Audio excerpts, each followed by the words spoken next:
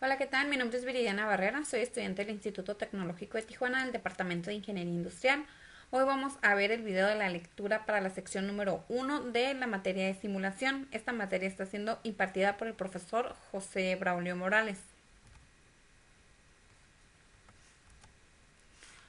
Presentación nos dice, un sistema se puede definir como un conjunto de elementos unidos por relaciones de interacción o interdependencia. Los elementos que forman parte del sistema vienen condicionados por el objeto de estudio que se puede realizar. Un atributo es una propiedad de elemento de un sistema y una actividad es todo proceso que provee un cambio a un sistema. Los tipos de sistemas, el sistema estático y sistema dinámico. Un sistema se considera estático cuando sus variables de estado no cambian a lo largo del tiempo, es decir, cuando el tiempo no juega ningún papel en sus propiedades. Por el contrario, un sistema dinámico, en los valores toman todas o algunas de sus variables de acción, evolucionan a lo largo del tiempo. El sistema determinista y sistema estocástico. Si un sistema no tiene ningún componente o características probabilísticas, es decir, aleatorias, se considera determinista. En este caso, el comportamiento del sistema está determinado una vez que se hayan definido las condiciones iniciales y las relaciones que existen entre sus componentes. Por el contrario, un sistema no determinista o estocástico tiene algún elemento que se comporta de forma aleatoria, no estando predeterminado su comportamiento en función de las condiciones iniciales y de las relaciones entre sus componentes. Sistemas continuos y sistemas discretos. En un sistema continuo las variables de estado cambian de forma continua a lo largo del tiempo, mientras que en uno discreto cambian instantáneamente de valor en ciertos instantes del tiempo. Los tipos de modelo. Para estudiar un sistema, la forma más inmediata sería experimentar sobre él. Sin embargo, esto puede ser desaconsejable o incluso imposible por diversos motivos. Los tipos de modelos que se encuentran son modelos físicos. Estos están formados por una estructura material que tiene unas características en cuanto al objeto de estudio similares a las del sistema real, como por ejemplo las maquetas que están realizadas a escala. Y el modelo matemático representa el sistema por medio de relaciones lógicas y cuantitativas entre sus variables de estado. Tanto el valor de las variables como sus relaciones se pueden modificar para estudiar cómo reacciona el modelo y por tanto cómo reaccionaría el sistema real ante dichos cambios. Las necesidades de la simulación.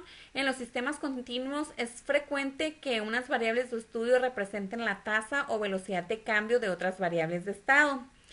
En los sistemas discretos pueden aparecer fenómenos aleatorios que solo pueden representarse en términos probabilistas. En este caso, la formulación matemática del modelo implica relaciones donde aparecen funciones de distribución o de densidad de probabilidad que dificultan o impiden su resolución analítica. Como ya se ha indicado, la categoría de un sistema como continuo o discreto depende del objetivo de estudio y de las variables de estado predominantes. Los campos de aplicación, sistemas de espera, el tráfico de comunicaciones como correos, teléfonos, redes informáticas, diseño de instalaciones, determinación de reglas de programación en la producción, análisis de proyectos, etcétera. Las fases de un estudio de simulación. Definición y objetivos del sistema. En primer lugar, se deben especificar claramente los objetivos que se pretenden alcanzar con el estudio de simulación y establecer las preguntas que se deben contestar y la hipótesis a contestar también, además de introducir los criterios de evaluación de los resultados y realizar las estimaciones de medios humanos y materias para llevar a cabo este estudio. La elaboración del modelo conceptual es un modelo lógico y matemático del sistema real diseñado de acuerdo a los objetivos que se pretenden alcanzar con el estudio. Muchos autores aconsejan comenzar con un modelo relativamente sencillo que posteriormente se pueda ir sofisticando. La validación. Una vez definido el modelo conceptual, será necesario validarlo, es decir, comprobar si refleja fielmente características del sistema que representa. La elaboración del modelo comunicativo. Lo más común es que los responsables del sistema y del estudio de simulación sean diferentes a los programados a los programadores que después realizarán el modelo informático. Por esto es necesario elaborar un tipo de modelo que permita que la comunicación entre los diseñadores y programadores sea eficaz y eficiente. Construcción y verificación de modelo informático. Una vez construido y validado el modelo, es el momento de seleccionar el lenguaje de ordenador que se va a utilizar para su programación. En función de las características del modelo se puede optar por un lenguaje de propósito general. La validación, el modelo anterior se debe validar mediante la ejecución de una serie de experimentos piloto. Los resultados obtenidos condicionan con los previsibles ante determinadas condiciones iniciales. Explotación y diseño de experimentos. Se deben definir los experimentos a realizar para cada uno de ellos. Es necesario determinar las condiciones iniciales, la longitud de simulación, el número de repeticiones y los resultados que se deben registrar. La elaboración de la documentación e implantación de los resultados. Ya que los modelos de simulación a menudo se utilizan para más de una aplicación, es importante no solo el programa de ordenador, sino también los supuestos bajo los cuales se ha construido el modelo.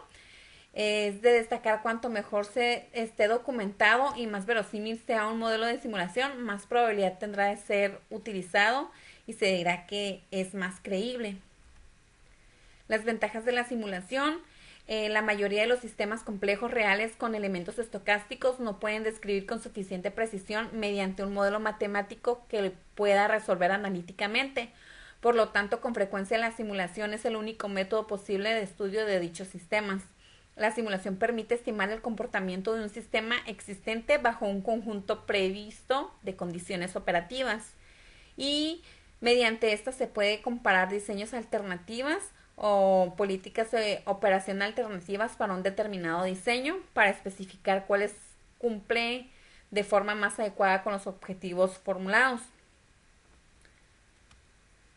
Los inconvenientes. Cada ejecución de un modelo estocástico de simulación da como resultado únicamente una estimación de las características o comportamiento del modelo para un conjunto particular de parámetros de entrada, por lo cual no basta con la ejecución del modelo una sola vez, sino que habrá que realizar una serie de repeticiones para obtener una muestra representativa.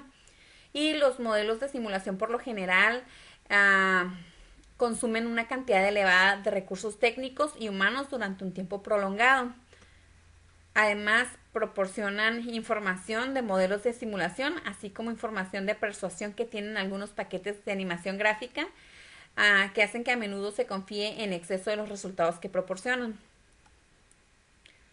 Los principales errores cometidos en la simulación: el no definir correctamente los objetivos de estudio, tratar el estudio de simulación como si fuera principalmente un ejercicio complicado de programación o utilizar de forma inadecuada la animación. Repaso de estadística. Los fenómenos que son típicamente objeto de estudio son de carácter estocástico, por lo que la simulación está muy ligada a la estadística. En primer lugar, se deben tratar de forma adecuada los datos históricos correspondientes a las variables de entrada para poder caracterizar de una forma adecuada su comportamiento. Una vez hecho lo anterior, es necesario generar valores de las variables de entrada conforme a la caracterización del comportamiento anterior. Y se deben estudiar de forma adecuada el valor de las variables de salida para no extraer conclusiones erróneas o no representativas del comportamiento del sistema. Además, se debe poder comparar de forma fiable que los resultados que ofrece el modelo son apreciados por lo que ofrece la realidad para garantizar el modelo que representa de forma adecuada la realidad. Variables aleatorias. De una variable aleatoria no se sabe con certeza el valor que toma, pero se conoce cómo puede tomar valores dentro de un determinado rango, de tal manera que existe una determinada probabilidad de que la variable tome un determinado valor dentro de dicho rango, o se conoce la probabilidad de que dicha variable tome un valor determinado o uno menor que dicho valor. De acuerdo con el tipo de variables que toma determinada variable aleatoria, se pueden diferenciar entre las continuas, discretas. Según el origen de datos, se puede distinguir entre variables empíricas, en las que la probabilidad a partir de observaciones de propio sistema de objeto de estudio, o las teóricas, donde la probabilidad anterior se formula en términos analíticos y no procede de ningún conjunto de observaciones de un sistema real.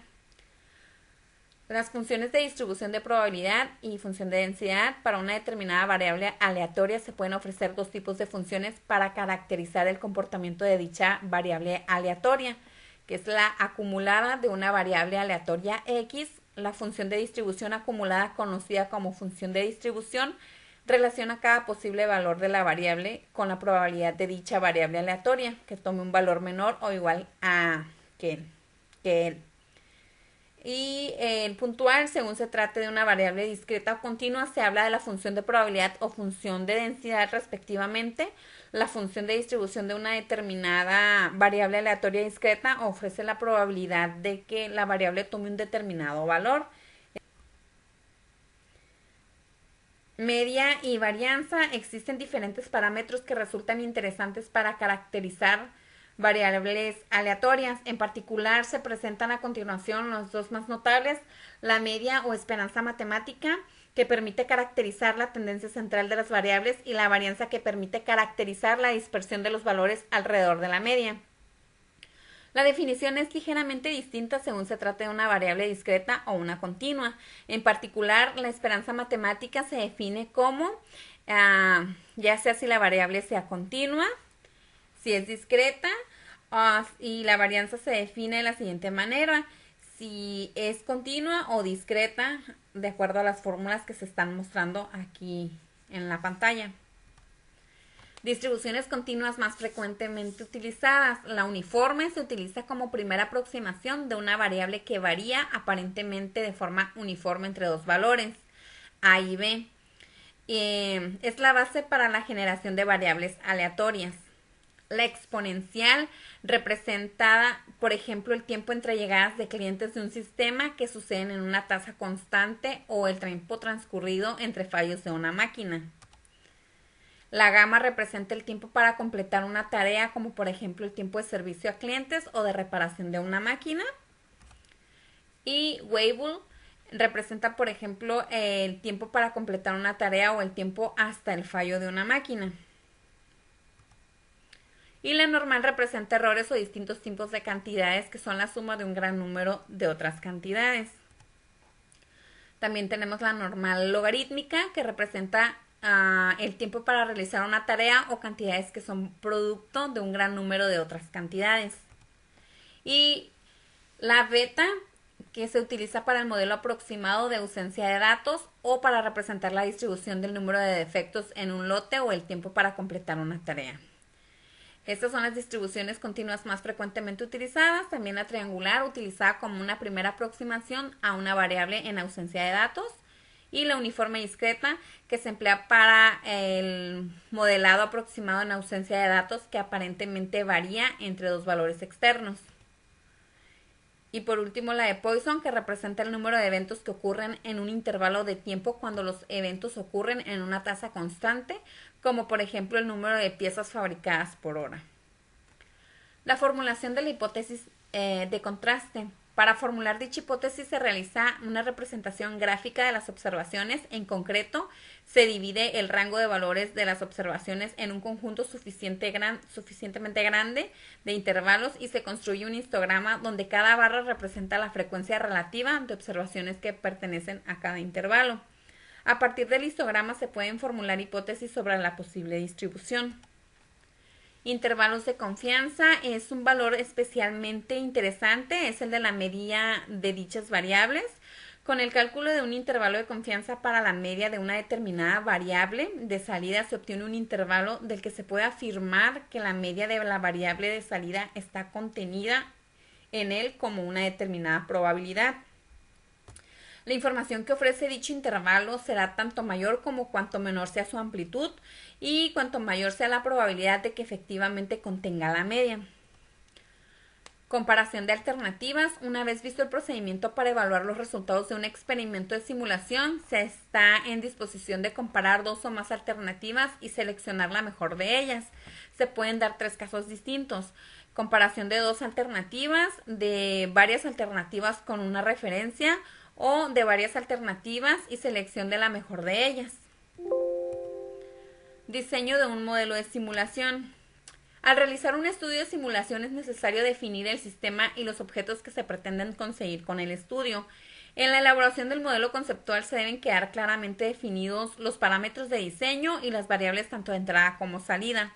La variable de entrada son aquellas que corresponden a fenómenos del sistema real sobre las que no se tiene ningún control, por ejemplo, volumen de demanda de un producto. El parámetro de diseño representa cantidades de aquellas características del sistema sobre las que se tiene control y que determinan la configuración del sistema. Pueden ser parámetros de diseño o la máquina que se emplea para realizar una determinada operación.